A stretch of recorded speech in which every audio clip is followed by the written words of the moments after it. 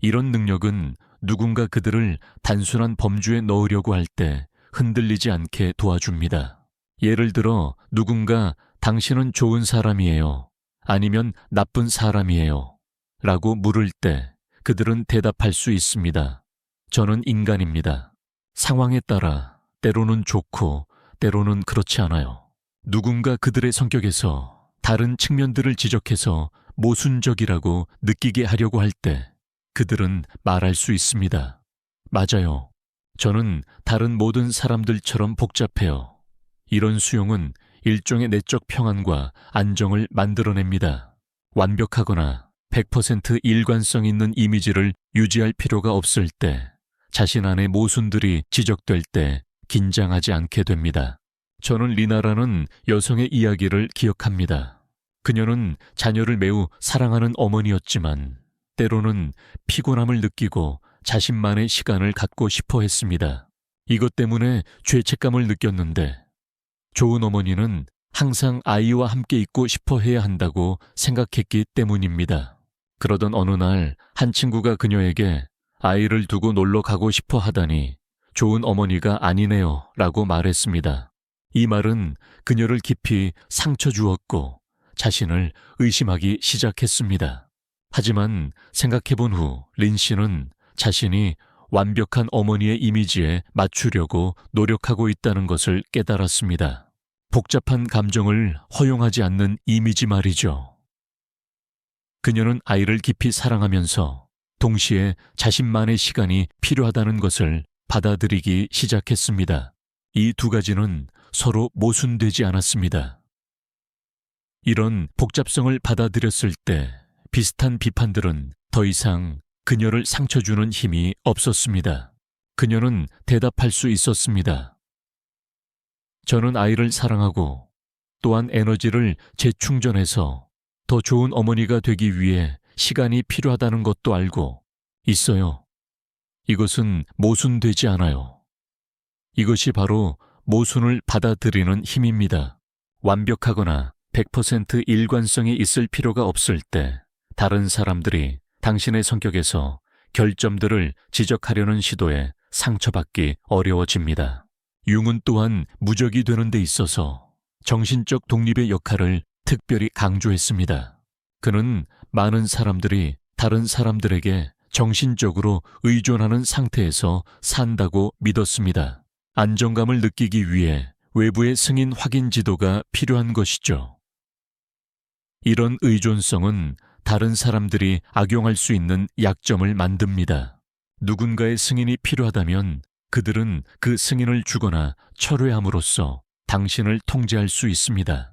누군가 당신이 가치 있다고 확인해 주기를 필요로 한다면 그들은 그 확인을 거부함으로써 당신을 무가치하다고 느끼게 할 수 있습니다. 무적인 사람은 정신적으로 필요한 것들을 스스로에게 제공하는 능력을 개발했습니다.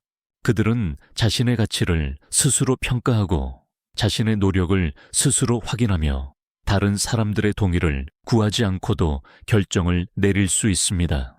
이것이 다른 사람들의 의견에 관심이 없거나 관계를 원하지 않는다는 뜻은 아닙니다. 그들은 여전히 피드백을 듣고 다른 사람들로부터 배우며 깊은 관계를 소중히 여길 수 있습니다.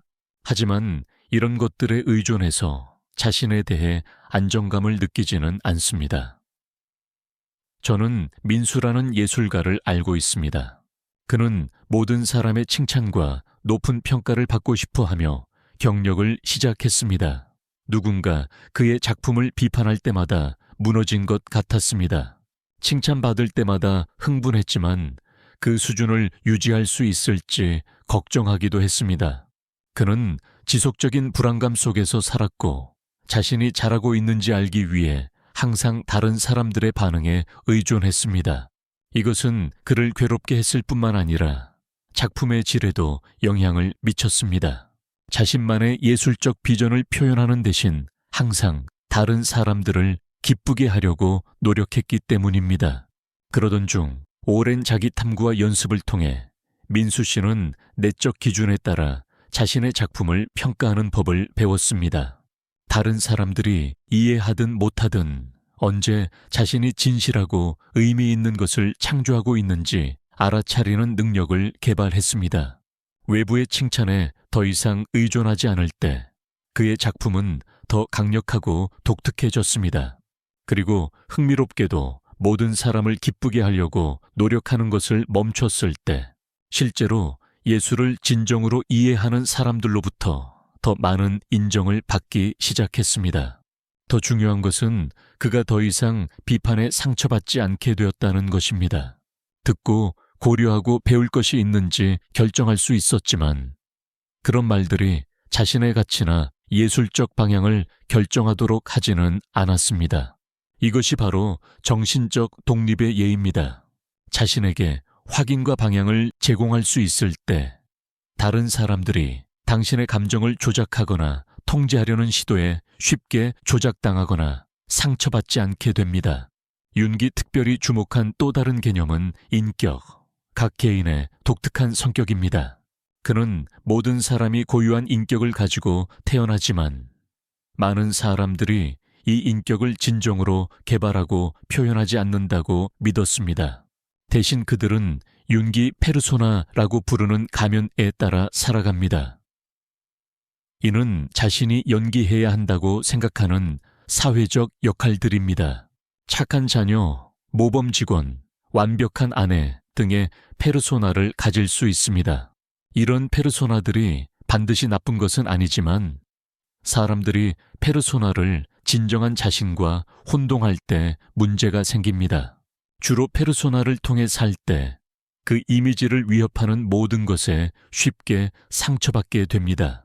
누군가 당신의 착한 자녀 페르소나를 비판하면 전체 자아가 공격받는 것처럼 느낍니다.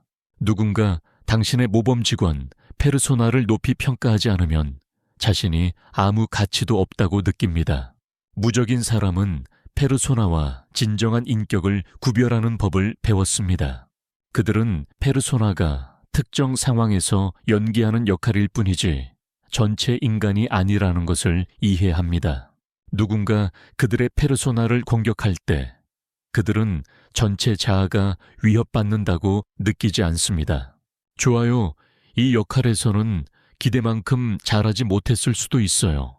하지만 그것은 제 인생의 작은 측면일 뿐이에요. 전체 인간으로서의 저가 아니에요. 라고 생각할 수 있습니다. 저는 경호라는 의사의 이야기를 기억합니다. 수년 동안 그는 완벽한 의사의 페르소나를 구축했습니다. 모든 것을 알고 절대 실수하지 않으며 항상 자신 있는 모습이었습니다. 그는 이 이미지를 유지하는데 많은 투자를 했습니다. 그러던 어느 날 그는 진단에서 심각한 실수를 했습니다. 다행히 심각한 결과는 없었지만 그는 자신의 세계가 무너지는 것 같았습니다. 더 이상 의사가 될 자격이 없다고 생각했고 자신의 능력에 대해 모든 사람을 속였다고 느꼈습니다. 하지만 자기 탐구 과정을 통해 경호 씨는 자신이 완벽한 의사 페르소나를 전체 자아와 혼동했다는 것을 깨달았습니다. 그는 완벽하지 않더라도 좋은 의사가 될 수 있다는 것을 이해하기 시작했습니다. 실수하고 배우고 더 나아질 수 있으면서도 한 인간으로서의 가치를 잃지 않을 수 있다는 것을 말이죠. 이것을 받아들였을 때 그는 무언가를 모를 때 인정하고 동료들의 의견을 구하며 실수로부터 배우는 것에 더 편안해졌습니다. 이것은 그를 더 나은 의사로 만들었을 뿐만 아니라 자신에 대해 더 평안하게 느끼게 했습니다. 가장 중요한 것은 그가 더 이상 완벽하지 않다고 발견될 것에 대한 두려움 속에서 살지 않게 되었다는 것입니다.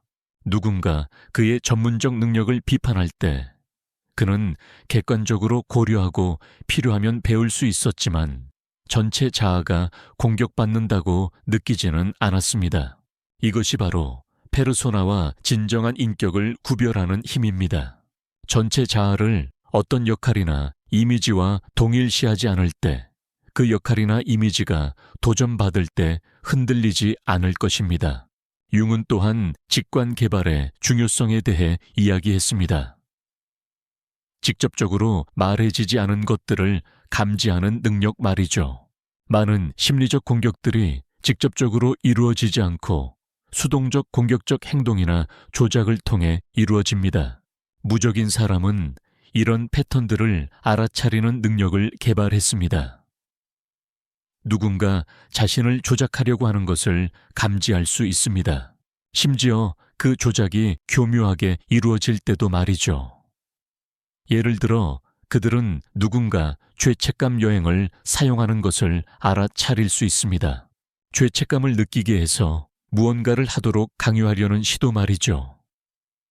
가스라이팅을 알아차릴 수 있습니다. 자신의 인식을 의심하게 만들려는 시도 말이죠. 감정적 협박을 알아차릴 수 있습니다. 순종하지 않으면 애정을 철회하겠다고 위협하는 것 말이죠. 이런 전술들을 알아차리는 능력은 그들이 해롭고 있을 수 있는 심리적 게임에 빠지지 않도록 도와줍니다. 여기서 정말 무슨 일이 일어나고 있는가? 이 사람이 나를 조작하려고 하는가? 내가 정말로 원하지 않는 일을 하도록 압박받고 있는가? 라고 질문할 수 있습니다. 저는 나영이라는 젊은 여성의 이야기를 기억합니다. 그녀는 자주 죄책감 여행을 사용해서 그녀를 통제하는 어머니가 있었습니다. 나영 씨가 친구들과 여행을 가거나 취미를 위한 시간을 보내고 싶어 할 때마다 어머니는 딸이 더 이상 엄마를 신경 쓰지 않는구나. 엄마 혼자 집에 있으면 너무 외로워. 딸은 자기 자신만 생각하는구나. 와 같은 말을 했습니다. 처음에 나영 씨는 항상 죄책감을 느끼고 자신의 계획을 포기하고 집에서 어머니와 시간을 보내곤 했습니다. 그녀는 어머니를 기쁘게 하는 것과 자신을 기쁘게 하는 것 중에서 선택해야 한다고 생각했습니다. 하지만 심리적 조작 전술에 대해 배운 후 나영 씨는 어머니의 행동에서 패턴을 알아차리기 시작했습니다. 그녀는 어머니가 죄책감을 통제의 도구로 사용하고 있다는 것을 이해했습니다. 어머니가 정말로 그녀가 집에 있어야 했기 때문이 아니라 말이죠. 이런 인식으로 나영 씨는 다르게 반응하기 시작했습니다. 죄책감을 느끼는 대신 저는 엄마를 사랑하고 엄마와 시간을 보내고 싶어요. 하지만 저 자신을 위한 시간도 필요해요. 모든 개인적 계획을 희생하지 않고도 함께 양질의 시간을 보낼 수 있는 방법을 계획해봐요. 라고 말할 수 있었습니다. 처음에 나영 씨의 어머니는 이런 변화에 만족하지 않는 것 같았습니다. 하지만 점차 예전 전술이 더 이상 효과가 없을 때 자신의 필요에 대해 더 직접적이고 건강한 방식으로 소통하는 법을 배웠습니다. 이것이 바로 조작을 알아차리는 힘입니다. 정말 무슨 일이 일어나고 있는지 명확히 볼 수 있을 때 건강하지 않은 역학에 빠지지 않을 것입니다. 무적함의 또 다른 중요한 요소는 중심, 자신의 내적 중심을 유지하는 능력입니다. 융은 각자가 내부의 안정된 중심을 가지고 있지만 많은 사람들이 이 중심과의 연결을 잃고 외부 힘에 의해 지속적으로 끌려다니는 상태에서 산다고 믿었습니다. 자신의 중심과 연결되어 있을 때 확실한 닻을 갖게 됩니다. 주변이 아무리 혼란스러워도 내면의 이 평온한 지점으로 돌아갈 수 있습니다. 이것이 주변에서 일어나는 일에 전혀 영향받지 않는다는 뜻은 아닙니다. 여전히 슬픔, 분노, 걱정을 느낄 수 있습니다. 하지만 이런 감정들이 당신을 중심에서 완전히 끌어낼 수는 없습니다. 항상 돌아갈 길을 찾을 수 있습니다. 이 중심을 개발하고 유지하는 방법은 많습니다. 어떤 사람들은 명상을 통해, 어떤 사람들은 기도를 통해, 어떤 사람들은 예술이나 음악을 통해, 어떤 사람들은 자연을 통해 찾습니다. 중요한 것은 자신에게 맞는 방법을 찾는 것입니다. 저는 매우 압박적인 환경에서 일하는 용호라는 남성을 알고 있습니다. 그는 자주 갈등 까다로운 마감일 회사에 복잡한 정치와 마주해야 했습니다. 이전에는 이런 혼란스러운 리듬에 휘말리고 항상 반응적인 상태에 있는 것 같았습니다. 그러던 중 그는 매일 아침 단 10분간 명상을 시작했습니다. 처음에는 큰 변화를 느끼지 못했습니다. 하지만 점차 모든 것이 너무 압박적일 때 돌아갈 수 있는 내적 기준점이 있다는 것을 깨달았습니다. 누군가 그에게 소리를 지르거나 마감일 때문에 패닉 상태로 만들려고 할 때 그는 잠시 멈추고 숨을 쉬며 내면의 고요함과 다시 연결될 수 있었습니다. 이것은 그가 반응적이 되는 대신 현명하게 반응할 수 있게 도왔습니다. 가장 중요한 것은 그가 주변의 드라마와 혼란이 반드시 자신의 내적 상태에 영향을 미칠 필요가 없다는 것을 깨달았다는 것입니다. 폭풍의 한가운데 있으면서도 평온함을 유지할 수 있었습니다. 이것이 바로 중심을 유지하는 예입니다. 내면에 확실한 닻이 있을 때 외부의 부정적인 감정과 에너지에 덜 휘말리게 됩니다. 융은 또한 분리, 건강한 방식으로 분리하는 것을 배우는 중요성을 특별히 강조했습니다. 분리는 무관심해지거나 냉정해지는 것이 아닙니다. 자신의 자아를 결과나 다른 사람들이 자신에게 반응하는 방식에 묶어두지 않는다는 뜻입니다. 건강한 분리가 있을 때 다음과 같은 것들을 할 수 있습니다. 최선을 다해 일하지만 자존감을 결과에 의존하지 않기. 다른 사람들을 사랑하지만 그들을 통제하거나 바꾸려고 하지 않기. 자신의 의견을 나누지만 모든 사람이 동의할 필요는 없다는 것. 알기. 다른 사람들을 도우면서도 감사나 보답을 기대하지 않기. 비판에 직면하면서도 그것이 자존감을 정의하도록 하지 않기. 건강한 분리는 매우 특별한 종류의 자유를 만들어냅니다. 외부 검증이나 결과에 의존하지 않고 자신에 대해 괜찮다고 느낄 때 진정으로 자유로워집니다. 저는 복순이라는 교사의 이야기를 기억합니다. 그녀는 모든 학생들이 자신을 좋아하고 잘 배우도록 하기 위해 많은 에너지를 쏟았습니다. 학생이 협조하지 않거나 좋은 결과를 얻지 못할 때 그녀는 마치 자신이 실패한 것 같았습니다. 그녀는 종종 이런 학생들에 대해 밤새 고민하며 자신이 무엇을 잘못했는지 자문했습니다.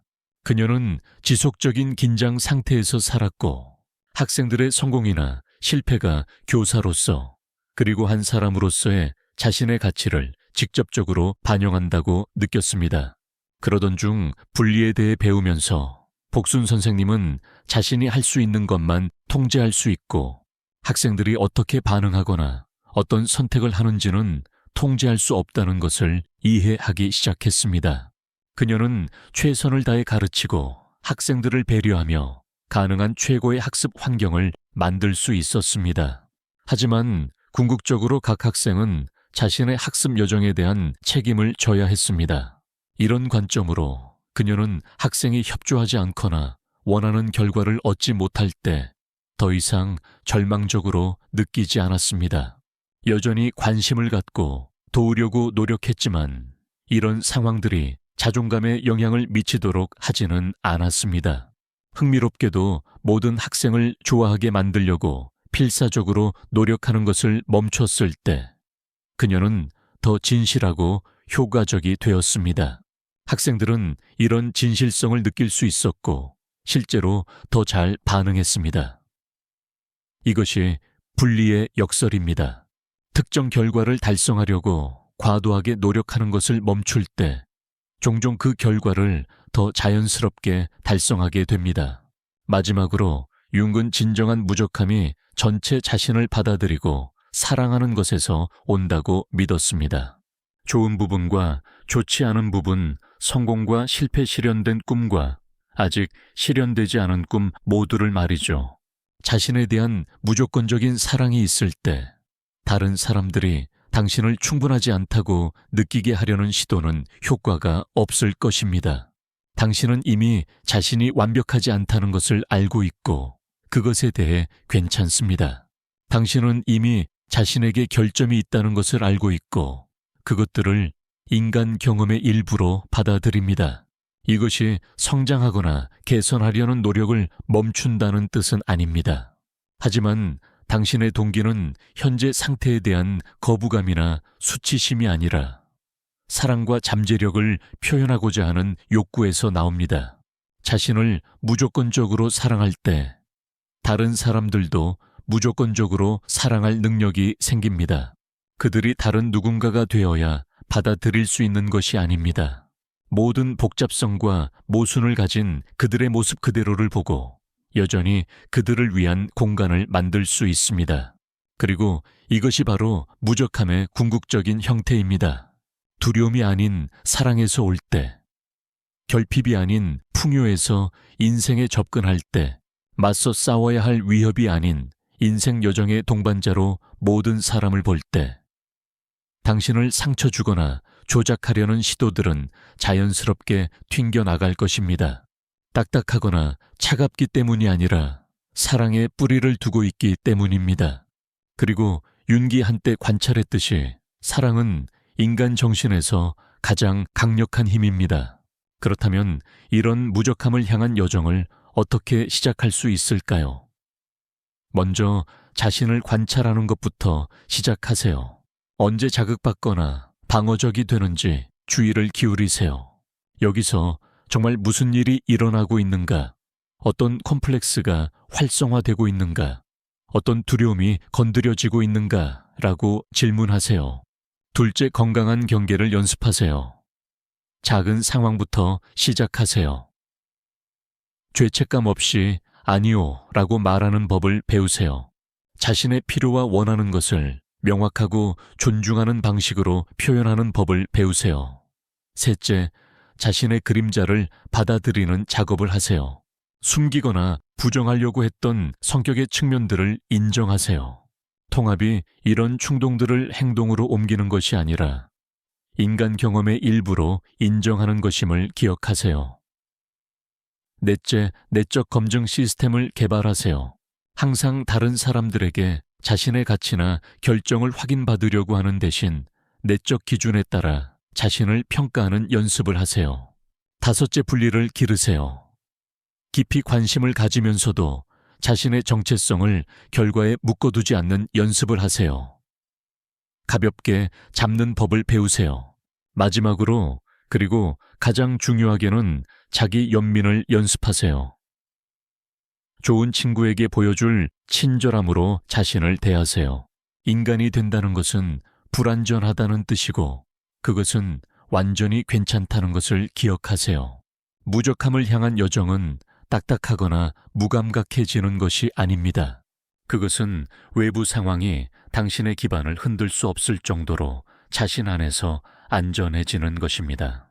그것은 다른 사람들의 승인이나 불승인이 당신의 가치를 결정하지 않을 정도로 자신을 사랑하는 것입니다. 그리고 이 상태에 도달할 때 아름다운 역설을 발견하게 될 것입니다. 무적이 됨으로써 실제로는 더 열린, 더 사랑하는 다른 사람들과 더 깊이 연결할 수 있는 사람이 됩니다. 상처받는 것을 두려워하지 않을 때 진정으로 보여질 위험을 감수할 수 있기 때문입니다.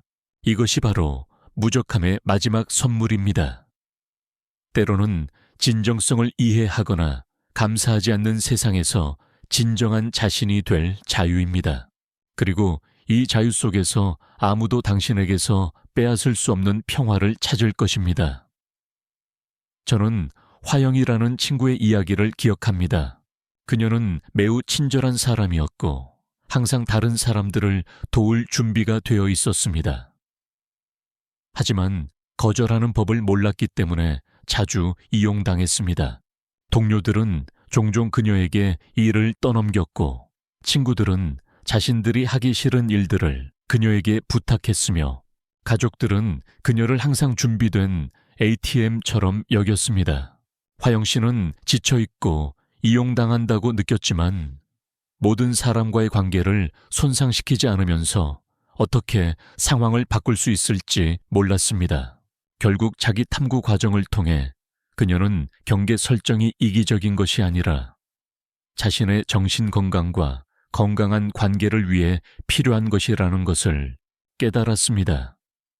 그녀는 정중하지만 단호하게 거절하는 연습을 시작했습니다.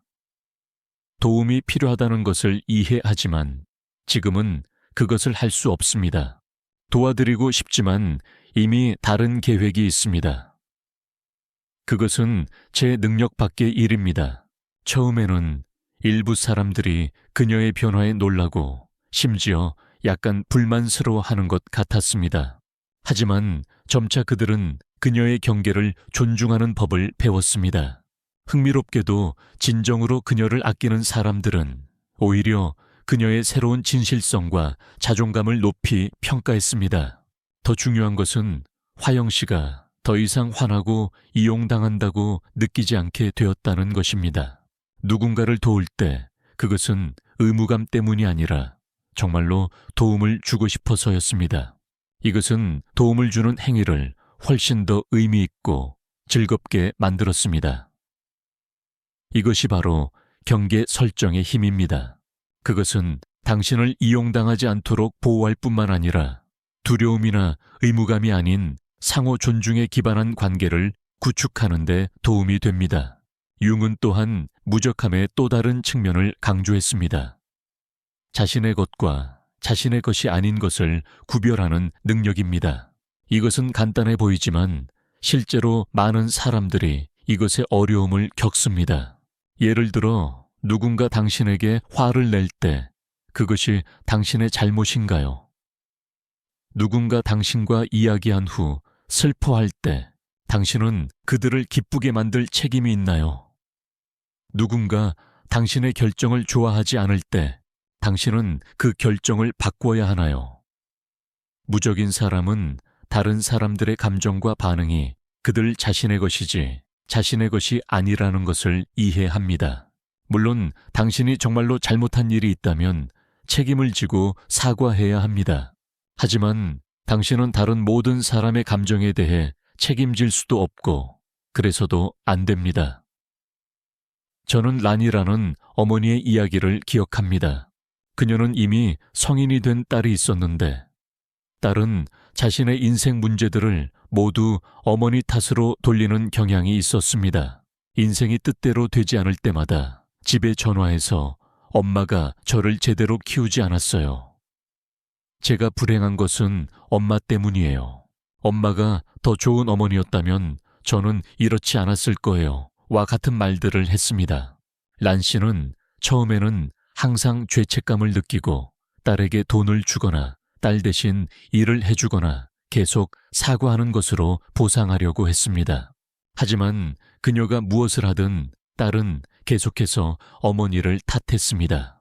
그러던 어느 날 심리학을 공부하면서 란 씨는 자신이 자신의 것이 아닌 책임을 받아들이고 있다는 것을 깨달았습니다. 딸은 이미 성인이었고 자신의 인생에 대한 책임을 질 수 있는 능력이 있었습니다. 딸이 문제에 직면하는 대신 다른 사람을 탓하기로 선택한 것은 딸의 결정이었지 란 씨의 잘못이 아니었습니다. 그녀는 다르게 반응하기 시작했습니다. 딸아, 네가 힘들다는 것을 이해해. 하지만 이제 너는 성인이고 너 자신의 인생을 결정할 수 있어. 엄마는 네가 이 문제를 해결할 능력이 있다고 믿어. 엄마는 적극적인 방식으로 너를 지원할 준비가 되어 있지만 네 선택에 대한 책임은 질 수 없어. 처음에는 딸이 이런 변화에 강하게 반응했습니다. 하지만 점차 어머니를 탓할 수 없게 되자 자신의 문제에 직면하고 해결책을 찾기 시작해야 했습니다. 결국 모녀 관계는 의존과 죄책감이 아닌 상호 존중에 기반한 더 건강한 관계가 되었습니다. 이것이 바로 책임의 경계를 구분하는 예입니다. 자신의 것과 자신의 것이 아닌 것을 명확히 이해할 때 주변 모든 사람의 감정을 구해야 한다는 압박을 더 이상 느끼지 않을 것입니다. 융의 사상에서 또 다른 중요한 개념은 그가 투사라고 부르는 것입니다.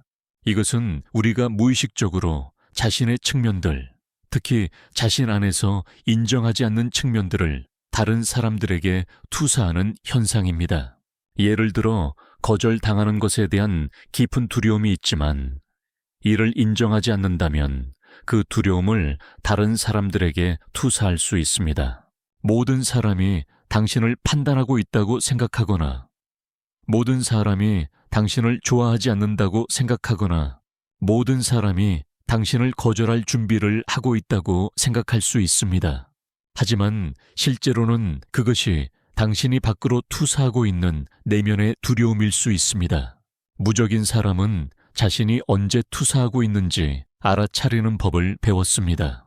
그들은 내가 현실에 반응하고 있는가, 아니면 내 내면의 두려움에 반응하고 있는가, 이 사람이 정말로 나를 공격하고 있는가, 아니면 내가 오래된 상처의 렌즈를 통해 그들의 행동을 해석하고 있는가 라고 질문할 수 있습니다. 이런 능력은 매우 높은 수준의 자기 인식을 요구합니다. 자신의 두려움, 불안감, 해결되지 않은 마음의 상처들에 대해 정직해야 합니다. 저는 덕수라는 남성의 이야기를 기억합니다. 그는 매우 경쟁적인 환경에서 일했고 모든 사람이 자신을 무너뜨리려고 한다고 느꼈습니다. 동료들이 몰래 자신의 일을 방해하고 있고 상사가 자신을 해고하려고 하며 고객들이 모두 자신을 신뢰하지 않는다고 생각했습니다. 그는 끊임없는 긴장 상태에서 살았고 항상 경계하고 방어해야 했습니다. 마치 끝없는 전쟁을 살고 있는 것 같았습니다. 그러던 어느 날 친한 친구와의 대화를 통해 덕수 씨는 자신이 자신의 두려움을 다른 사람들에게 투사하고 있을 수도 있다는 것을 깨달았습니다.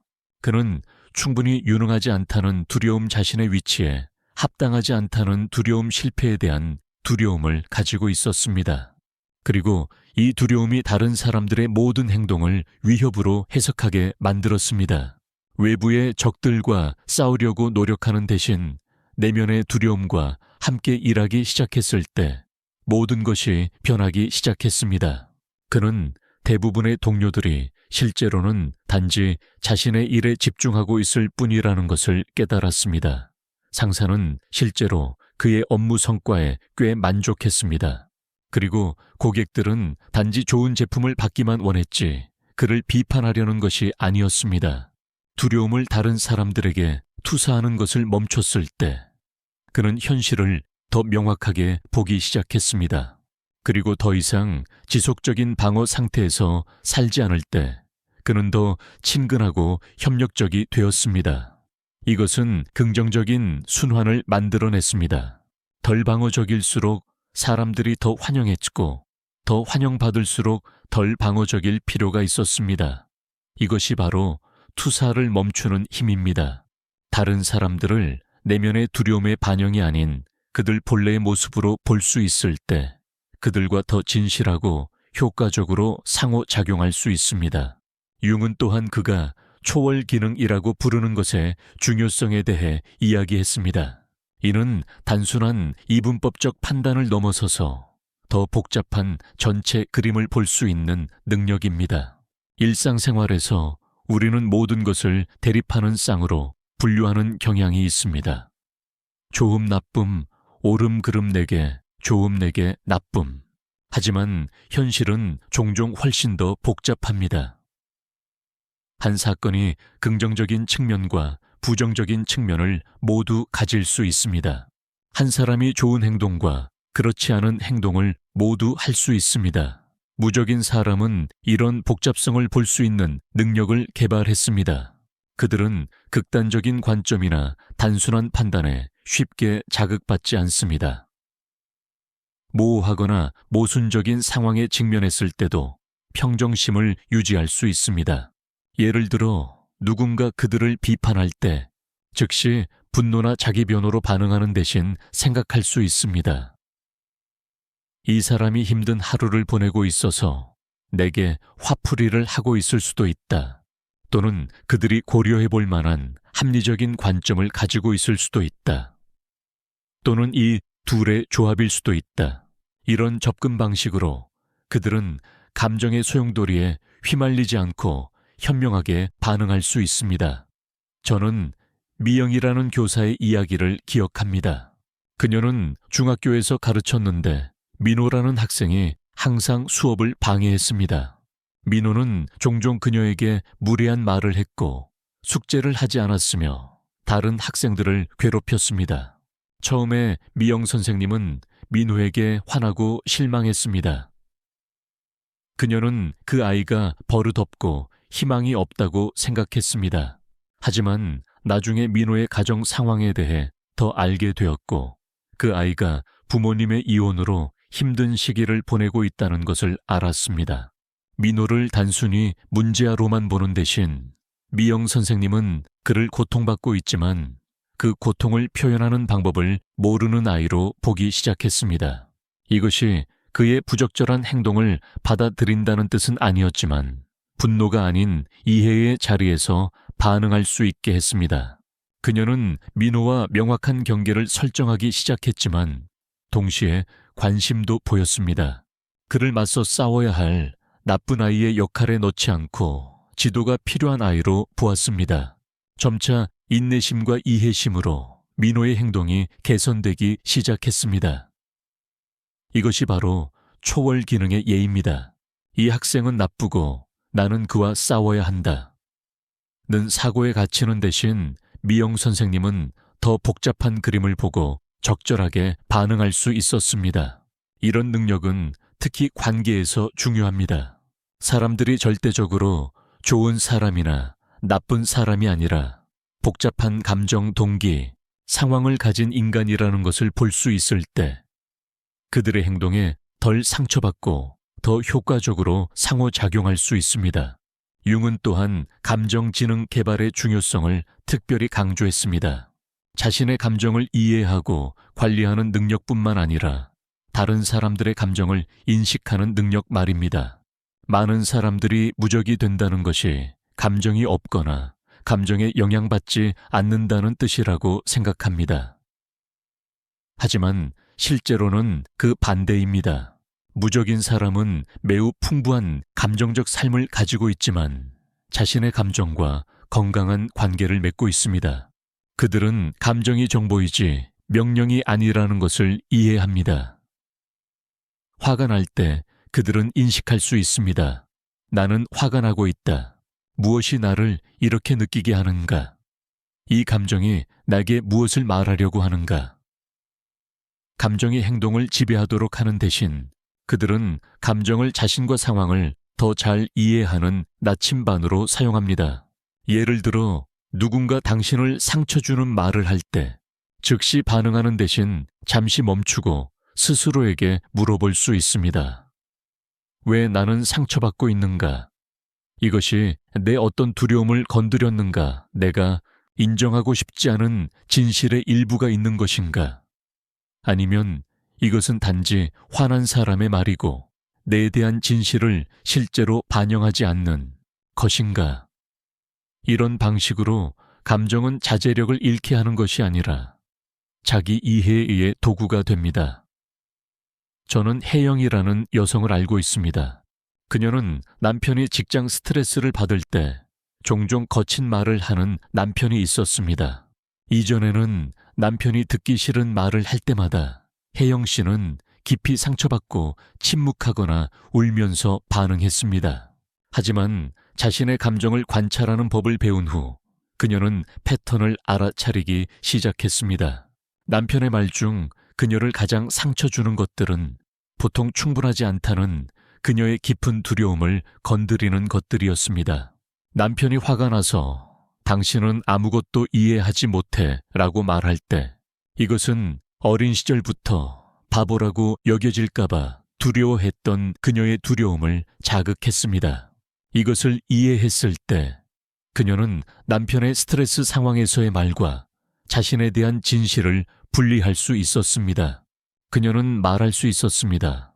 당신은 스트레스를 받고 있고 좋지 않은 말을 하고 있어요. 나는 그 말들을 믿을 필요가 없어요. 또는 이것은 직장 압박감 때문에 나에게 화풀이 하는 남편이에요. 내에 대한 정확한 평가가 아니에요. 이런 접근 방식으로 혜영 씨는 더 이상 남편의 화난 순간의 말들에 깊이 상처받지 않았습니다. 그리고 흥미롭게도 그녀가 상처받음으로 반응하지 않을 때, 남편도 스트레스 받을 때 말하는 방식에 대해 더 의식하기 시작했습니다. 이것이 바로 감정지능의 힘입니다. 자신의 감정을 이해하고 현명하게 관리할 수 있을 때 자신의 감정이든 다른 사람의 감정이든 감정에 괴롭힘 당하지 않게 됩니다. 무적함의 또 다른 중요한 측면은 견고한 내적 가치 체계를 개발하는 것입니다.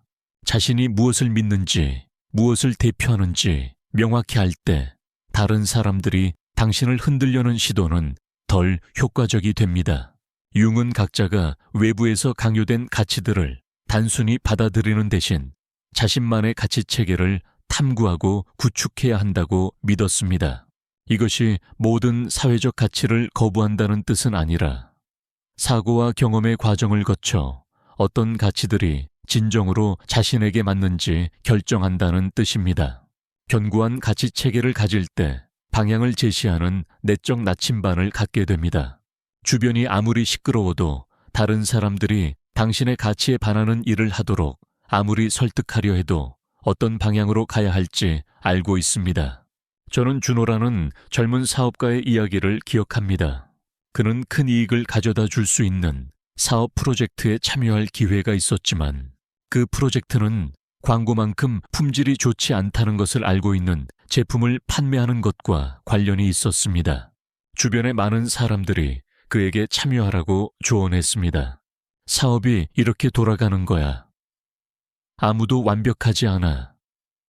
네가 하지 않으면 다른 누군가가 할 거야 라고 말했습니다. 한동안 그는 자신이 너무 경직되어 있는 것은 아닌지 흔들리고 의심했습니다. 하지만 결국 그는 이 프로젝트가 정직함과 품질에 대한 자신의 핵심 가치와 맞지 않는다는 이유로 거절하기로 결정했습니다. 큰 돈을 벌 기회를 놓쳤지만 자신의 결정에 대해 평안함을 느꼈습니다. 흥미롭게도 몇 년 후 그 프로젝트는 법적 문제에 부딪혔고 참여했던 사람들은 많은 문제에 직면해야 했습니다. 준호 씨는 자신의 가치를 지키는 것이 도덕적으로 옳을 뿐만 아니라 실용적으로도 현명했다는 것을 깨달았습니다.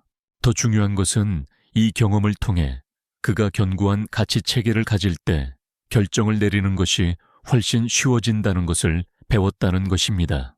더 이상 흔들리거나 다른 사람들의 승인을 구할 필요가 없었습니다. 자신이 올바른 길을 가고 있다고 확신할 수 있었습니다. 이것이 바로 무적함의 기초 중 하나입니다. 자신이 무엇을 대표하는지 알 때 다른 사람들이 당신을 그 길에서 흔들려는 시도는 효과가 없을 것입니다. 융은 또한 삶의 모순을 받아들이고 통합하는 것의 중요성에 대해 이야기했습니다. 그는 인생이 단순한 직선이 아니라 모순과 역설로 가득한 복잡한 과정이라고 믿었습니다.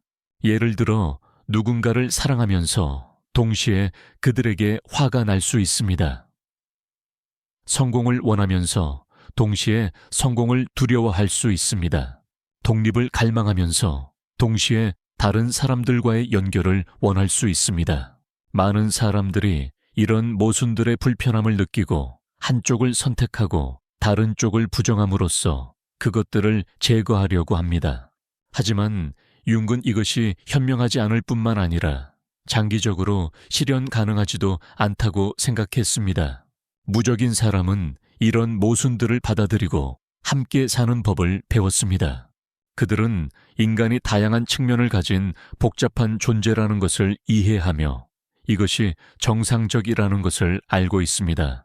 이런 능력은 누군가 그들을 단순한 범주에 넣으려고 할 때 흔들리지 않게 도와줍니다. 예를 들어 누군가 당신은 좋은 사람이에요. 아니면 나쁜 사람이에요. 라고 물을 때 그들은 대답할 수 있습니다. 저는 인간입니다. 상황에 따라 때로 모든 사람의 인생에는 한순간이 있습니다. 자신이 너무 오랫동안 다른 사람들의 기대에 맞춰 살아왔다는 것을 깨닫는 순간 말이죠. 웃고 싶지 않을 때도 웃었고 말하고 싶을 때도 침묵했으며 거절하고 싶을 때도 받아들였습니다. 그리고 어느 날 아침 마치 지금까지 다른 사람의 인생을 살아온 것 같은 느낌으로 잠에서 깨어납니다. 20세기의 위대한 심리학자 칼 융은 평생을 이런 현상을 연구하는 데 바쳤습니다. 그는 이것을 개성화 과정이라고 불렀죠. 진정한 자신으로 돌아가는 여정 말입니다. 하지만 오늘은 이 여정의 특별한 측면에 대해 이야기하고 싶습니다. 당신이 진정으로 무적이 될 때 무슨 일이 일어나는지에 대해서요. 아니요, 이것은 냉정하거나 잔인해지는 것이 아닙니다. 세상과 자신을 차단하는 높은 벽을 쌓는 것도 아니에요. 이것은 훨씬 더 깊은 무언가에 관한 것입니다. 바로 진정한 심리적 독립에 관한 것이죠. 이 강의를 인간 영혼 깊숙한 곳으로의 여행이라고 생각해 보세요. 우리는 왜 어떤 사람들은 다른 사람들의 말이나 행동에 전혀 상처받지 않는 것처럼 보이는지, 반면 어떤 사람들은 단 한 번의 시선이나 말로도 방향 감각을 잃을 정도로 쉽게 영향을 받는지 탐구해 볼 것입니다. 융은 진정한 성인이란 고통을 느끼지 않는 사람이 아니라 자신의 고통이 다른 사람에 의해 조절되지 않도록 하는 방법을 아는 사람이라고 썼습니다. 이것은 모순적으로 들릴 수 있지만 실제로는 무적함의 본질을 이해하는 열쇠입니다. 제가 무적이 된다고 말할 때 많은 사람들이 강철 갑옷을 입은 전사나 대양 가운데 차가운 바위를 떠올릴 수 있습니다. 하지만 현실은 완전히 다릅니다. 융의 의미에서 무적인 사람은 여전히 깊이 사랑할 수 있고 공감할 수 있으며 다른 사람들을 배려할 수 있습니다. 유일한 차이점은 그들의 감정과 행동이 다른 사람들의 반응에 의해 결정되지 않는다는 것입니다. 이런 사람들을 만나본 적 있나요? 그들에게는 뭔가 특별한 것이 있습니다. 누군가 그들을 자극하려 할 때 그들은 상대방이 기대하는 방식으로 반응하지 않습니다. 누군가 감정으로 그들을 조작하려 할 때 그들은 그것을 알아차리고 의식적으로 반응 방식을 선택할 수 있습니다. 누군가 그들을 죄책감에 빠뜨리려 할 때 그들은 자신이 정말로 잘못했는지 객관적으로 평가할 수 있습니다. 이것이 바로 융기 심리적 독립이라고 부르는 것입니다. 그리고 오늘 우리는 함께 이 상태에 도달하는 여정을 탐구해 볼 것입니다. 하지만 깊이 들어가기 전에 제가 아는 한 여성의 이야기를 나누고 싶습니다. 민주 씨라고 부르겠습니다. 그녀는 대기업에서 일했고 수년 동안 마치 줄타기를 하는 것 같은 느낌으로 살았습니다. 상사가 불만족스러워 보이는 말을 할 때마다 밤새 뒤척이며 자신이 무엇을 잘못했는지 자문했습니다. 동료가 차가운 태도를 보일 때마다 그들이 자신을 싫어하는 것은 아닌지 계속 생각했습니다. 민주 씨는 다른 사람들이 자신에 대해 어떻게 생각하는지 끊임없이 걱정하며 살았습니다. 슬픈 것은 모든 사람을 만족시키려고 아무리 노력해도 항상 누군가는 그녀에게 불만족스러워 했다는 것입니다. 그녀는 마치 보이지 않는 새장 속에 살고 있는 것 같았고 그 새장의 철창은 바로 다른 사람들의 기대와 의견이었습니다. 그러던 어느 날 민주 씨는 융 심리학에 관한 책을 읽었습니다. 그리고 생전 처음으로 자신이 너무 오랫동안 꼭두각시처럼 살아왔다는 것을 깨달았습니다. 보이지 않는 실로 조종당하고 있었던 것이죠. 그 실은 다른 사람들의 감정과 반응으로 만들어진 것이었습니다. 그녀의 변화는 하룻밤 사이에 일어나지 않았습니다. 하지만 점차 그녀는 다른 사람들이 말하는 것과 자신이 반응하는 방식 사이에 거리를 두는 법을 배웠습니다. 이것이 정말 내 관한 것인가? 아니면 단지 그들의 기분을 반영하는 것인가? 라고 질문하는 법을 배웠습니다. 죄책감 없이 거절하는 법을 배웠습니다. 그리고 가장 중요하게는 다른 사람의 승인 없이도 자신을 사랑하는 법을 배웠습니다. 이것이 바로 융기 자신의 작품에서 묘사한 여정입니다. 이것이 진정한 무적함으로 가는 길입니다. 이 개념을 더 잘 이해하기 위해서는 인간 심리에 대한 기본적인 이해로 돌아가야 합니다. 융은 우리 대부분이 그가 집단 무의식 상태라고 부르는 것 속에서 살고 있다고 믿었습니다. 이는 우리가 자신만의 의식적 사고를 바탕으로 세상에 반응하는 것이 아니라 사회, 가족, 주변 문화에서 학습한 행동과 사고 패턴을 바탕으로 반응한다는 뜻입니다. 이것을 간단하게 생각해 보세요. 어렸을 때 울면 엄마가 관심을 주신다는 것을 배웠습니다.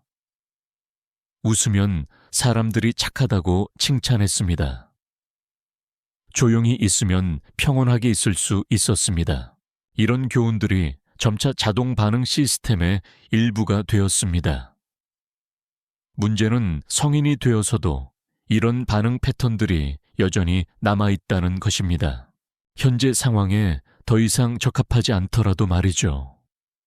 우리는 여전히 어린아이가 부모의 관심을 찾듯 승인을 구합니다. 여전히 어렸을 때 버림받는 것을 두려워했던 것처럼 거절당하는 것을 두려워합니다. 융은 이런 자동적 행동 패턴을 콤플렉스라고 불렀습니다. 콤플렉스는 우리의 무의식 속에서 서로 연결된 감정, 기억, 생각의 덩어리입니다. 콤플렉스가 활성화되면 우리는 생각 없이 자동으로 반응합니다. 예를 들어 거절당하는 것과 관련된 콤플렉스가 있을 수 있습니다. 누군가 당신에게 아니요 라고 말하거나 당신에게 불만족스러워 보일 때마다 이 콤플렉스가 활성화되어 버림받은 아이처럼 느끼게 됩니다. 상대방을 필사적으로 만족시키려 하거나 움츠러들어 자신을 고립시키는 반응을 보일 수 있습니다. 이해해야 할 중요한 점은 이런 콤플렉스들이 반드시 나쁜 것은 아니라는 것입니다. 그것들은 인간 심리의 자연스러운 부분입니다. 문제는 우리가 이를 인식하지 못한 채 그것들이 우리 삶을 지배할 때만 발생합니다. 융의 의미에서 무적인 사람은 이런 콤플렉스가 없는 사람이 아닙니다. 그들도 여전히 오래된 상처와 두려움, 걱정을 가지고 있습니다.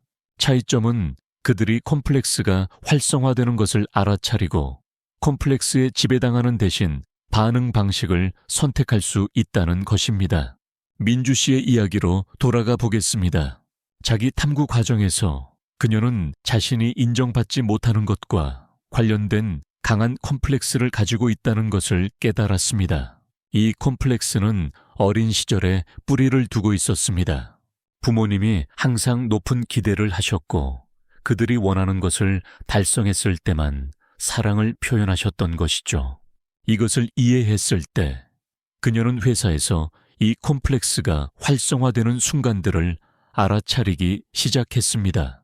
상사가 불만족스러워 보일 때 그것은 상사가 그녀를 개인적으로 공격하는 것이 아니라 그녀의 어린 시절 콤플렉스가 현재 상황에 반응하는 것이었습니다. 이런 이해를 바탕으로 그녀는 실제 사건과 자신의 감정적 반응 사이에 거리를 둘 수 있었습니다. 상사가 정말로 나를 개인적으로 비판하고 있는가? 아니면 프로젝트에 대한 스트레스를 받고 있는 것인가? 이것이 내 업무 능력과 관련이 있는가? 아니면 단지 오늘 그의 나쁜 기분인가? 라고 질문할 수 있었습니다. 이것이 무적이 되는 첫 번째 단계입니다. 객관적인 사건과 우리의 주관적인 반응을 구분하는 능력을 알아차리고 개발하는 것이죠. 융은 이 과정을 무의식을 의식화하기라고 불렀습니다. 자동적 반응 상태에서 사는 대신 우리는 의식적이고 선택권이 있는 삶을 살기 시작합니다. 하지만 이것은 말하기보다 하기가 어렵습니다. 진정으로 무적 상태에 도달하려면 인간 행동을 지배하는 심리적 메커니즘에 대해 더 깊이 이해해야 합니다. 융 심리학에서 가장 중요한 개념 중 하나는 그가 그림자 또는 섀도우라고 부르는 것입니다. 그림자는 우리가 인정하고 싶지 않은 자신의 측면들, 부끄럽거나 받아들일 수 없다고 느끼는 성격의 일부분들입니다. 예를 들어 항상 착하고 사랑스러운 사람이 되려고 노력한다면 당신의 그림자는 분노, 질투, 이기심 같은 감정들을 포함할 수 있습니다. 이런 감정들도 자신에게 있다는 것을 인정하고 싶지 않아서 무의식으로 밀어넣을 수 있습니다. 문제는 우리가 자신 안에서 인정하지 않는 것들을 종종 다른 사람들에게 투사한다는 것입니다. 자신이 때로 이기적이라는 것을 인정할 수 없다면 누군가 당신을 이기적이라고 비난할 때 극도로 민감해지고 강하게 반응하거나 다른 사람이 이기적으로 행동하는 것을 볼 때 강한 반응을 보일 수 있습니다. 이것이 바로 어떤 사람들이 단 한마디나 작은 행동으로도 우리를 분노하게 만들 수 있는 이유입니다. 그들이 반드시 끔찍한 일을 하고 있는 것은 아니지만 우리가 숨기려고 하는 그림자의 부분들을 자극하고 있는 것입니다. 무적인 사람은 자신의 그림자와 마주하는 법을 배운 사람입니다. 그들은 자신의 불완전한 측면들을 인정하고 받아들였습니다. 따라서 누군가 이런 결점들을 지적하려고 할 때 위협을 느끼지 않습니다. 누군가 당신에게 당신은 정말 이기적이에요 라고 말한다고 상상해 보세요. 자신이 때로 이기적이라는 것을 아직 받아들이지 못했다면 강하게 반응할 것입니다.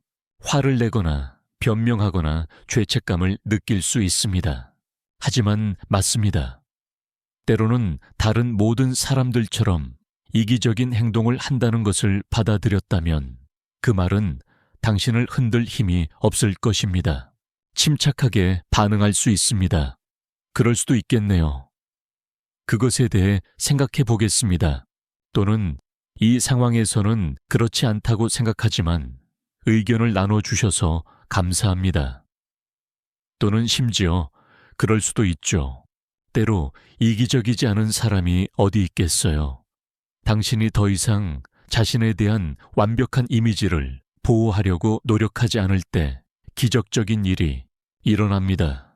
자신이 장점과 단점을 모두 가진 인간이라는 것을 받아들일 때 다른 사람들이 그런 결점들을 지적해서 당신을 상처 주려는 시도는 무효가 됩니다. 저는 한때 남준이라는 남성을 만났습니다.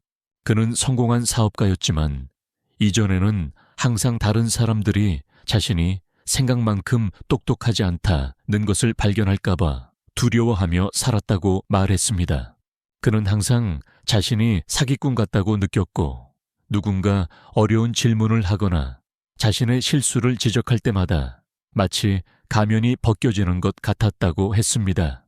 그러던 어느 날 자기 탐구를 통해 남준 씨는 자신이 결코 실수하지 않는 완벽한 사람의 이미지를 유지하는데 너무 많은 에너지를 쏟고 있다는 것을 깨달았습니다. 그는 다른 접근 방식을 시도해 보기로 결정했습니다. 모르거나 실수하는 순간들을 숨기는 대신 자연스럽게 인정하기 시작했습니다. 그것에 대해서는 확실하지 않습니다. 좀 더 알아보겠습니다. 맞습니다. 이 문제를 잘못 이해했습니다. 좋은 질문이네요. 그런 관점으로는 생각해 본 적이 없었습니다. 놀랍게도 다른 사람들의 존경을 잃는 대신 남준 씨는 더 많은 존경을 받기 시작했습니다. 사람들은 그를 정직하고 신뢰할 수 있는 사람으로 보기 시작했습니다. 그리고 가장 중요한 것은 그가 더 이상 발견될 것에 대한 두려움 속에서 살지 않게 되었다는 것입니다. 숨길 것이 없었기 때문이죠. 이것이 바로 그림자 통합의 힘입니다. 우리가 전체적인 자신, 좋은 부분과 그렇지 않은 부분 모두를 인정하고 받아들일 때 다른 사람들이 이미 우리가 알고 받아들인 결점들을 폭로하려는 시도에 상처받을 수 없게 됩니다. 하지만 그림자 통합은 여정의 일부일 뿐입니다. 진정으로 무적이 되려면 윤기 개인 의식이라고 부르는 것을 개발해야 합니다. 자신이 누구인지, 무엇을 원하는지, 어떤 가치를 대표하는지 명확히 아는 능력 말입니다. 많은 사람들이 진정한 자신이 누구인지 모른 채 평생을 살아갑니다. 그들은 자신이 누구의 딸인지, 누구의 아내인지, 어떤 회사의 직원인지는 알지만 이 모든 역할과 독립적인 자신이 무엇인지는 모릅니다. 융은 각자가 진정한 자아를 가지고 있다고 믿었습니다. 다른 누구도 대체할 수 없는 고유한 핵심 본질 말이죠. 개성화 과정은 바로 이 진정한 자아를 발견하고 표현하는 여정입니다. 자신이 누구인지 명확히 알 때 인생에서 확실한 닻을 갖게 됩니다. 주변에 아무리 폭풍이 몰아쳐도 자신이 어디에 서 있는지 알고 있습니다. 다른 사람들이 당신에 대해 무엇을 말하든 그것이 맞는지 틀린지 평가할 내적 기준이 있습니다. 저는 한 젊은 예술가의 이야기를 들은 적이 있습니다. 그녀는 매우 독특한 스타일로 그림을 그렸는데 아무와도 닮지 않았습니다. 처음에는 그녀의 작품을 이해하고 높이 평가하는 사람이 거의 없었습니다. 많은 사람들이 그녀에게 그림을 팔기 위해 유행하는 스타일로 그려야 한다고 조언했습니다. 그녀는 한때 흔들렸고 심지어 다른 사람들의 조언에 따라 스타일을 바꿔보기도 했습니다. 하지만 그런 식으로 그릴 때마다 자신을 배신하는 것 같은 느낌이 들었습니다. 결국 그녀는 많은 사람들의 인정을 받지 못하더라도 자신만의 스타일로 돌아가기로 결정했습니다. 기적적인 일이 일어났습니다. 그녀가 진정으로 자신만의 예술적 길에 전념했을 때 그녀의 작품은 이전에 없던 힘과 진실성을 갖기 시작했습니다. 점차 진정으로 예술을 이해하는 사람들이 그녀에게 주목하기 시작했습니다. 그리고 가장 중요한 것은 그녀가 더 이상 자신의 스타일에 대한 비판에 영향을 받지 않게 되었다는 것입니다. 그것이 바로 자신이 태어나서 가야 할 길이라는 것을 알았기 때문입니다. 이것이 바로 명확한 개인 의식을 갖는 것의 예입니다. 자신이 누구이고 무엇을 원하는지 알 때 다른 사람들의 의견은 따라야 할 명령이 아니라 참고할 정보가 됩니다. 하지만 이런 개인 의식을 어떻게 개발할 수 있을까요? 융은 여러 방법을 제안했는데 그중 가장 중요한 것은 꿈과 무의식에 나타나는 상징들을 주의 깊게 관찰하는 것입니다. 그는 꿈이 무의식이 의식과 소통하는 방식이라고 믿었습니다. 꿈속에서 우리의 깊은 욕망, 두려움, 아직 개발되지 않은 가능성들이 이미지와 이야기의 형태로 나타날 수 있습니다. 물론 모든 사람이 꿈 분석 전문가가 될 필요는 없습니다. 하지만 중요한 것은 내면의 목소리를 들을 수 있는 고유한 시간을 만드는 것입니다. 소음과 산만함으로 가득한 현대 세계에서 우리는 쉽게 외부의 목소리에 휩쓸리고 자신만의 목소리를 잊게 됩니다. 명상이나 일기 쓰기, 자연 속 산책 또는 단순히 매일 조용한 시간을 보내는 것을 통해서 말입니다. 중요한 것은 주변에서 일어나는 일에 단순히 반응하는 대신 자신의 진정한 생각과 감정과 연결될 수 있는 공간을 만드는 것입니다. 내면의 목소리와 연결되기 시작하면 자신만의 가치, 욕망, 꿈이 있다는 것을 깨닫게 될 것입니다. 이것들이 반드시 다른 사람들의 기대와 일치할 필요는 없습니다. 그리고 이것이 바로 무적함을 구축하는 기초입니다. 융이 강조한 무적함의 또 다른 측면은 건강한 경계를 설정하는 능력입니다. 경계는 자신을 세상과 격리시키는 벽이 아니라 관계에서 무엇을 받아들이고 받아들이지 않을지에 대한 명확한 선입니다. 많은 사람들, 특히 다른 사람들을 기쁘게 하려는 경향이 있는 사람들은 경계 설정에 어려움을 겪습니다. 아니요라고 말하면 다른 사람들이 자신을 좋아하지 않을까봐 두려워합니다. 한계를 설정하면 이기적이거나 까다롭다고 여겨질까봐 걱정합니다. 하지만 실제로는 건강한 경계가 관계를 개선시킵니다. 자신이 할 수 있는 것과 할 수 없는 것에 대해 명확할 때 다른 사람들은 적절한 방식으로 당신과 상호작용하는 법을 알게 됩니다. 그들은 당신을 더 존중하게 됩니다. 당신이 예 라고 말할 때 당신이 거절할 용기가 없어서가 아니라 정말로 도움을 주고 싶어서라는 것을 알기 때문입니다. 저는 화영이라는 친구의 이야기를 기억합니다. 그녀는 매우 친절한 사람이었고 항상 다른 사람들을 도울 준비가 되어 있었습니다. 하지만 거절하는 법,